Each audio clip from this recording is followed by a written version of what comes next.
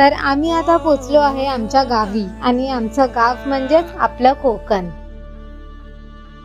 तर चला मग कोकण फिरूया. घरी पोचताच मावशीने बनवलेली पुरणपोळी पाहून आम्ही सगळेच खुश झालो. तर आम्ही लोक इथे जरा उन्ह खेळताना हरलो आणि म्हणून हे लोक आम्हाला चिडवत होते. त्यानंतर आम्ही टेरेसवर बसून खूप सारे गप्पा गोष्टी केल्या आणि ते संपलेच नाही. त्यानंतर मग आम्ही नदीवर फिरायला गेलो, जंगलात फिरलो, निसर्ग बघितला खूप मस्त मस्त आणि खूप अशी मजा आली गावी. त्यानंतर आम्ही श्रवण सोबत गेलो मालदोलीला आणि तिथे खूप सुंदर निसर्ग होता, खूप सुंदर डोंगर होती. असं आपल्याला फक्त व्ह्यू आपल्या कोकणातच भेटू शकतो. खूप सुंदर, पाहतच राहावंसं वाटत होतं.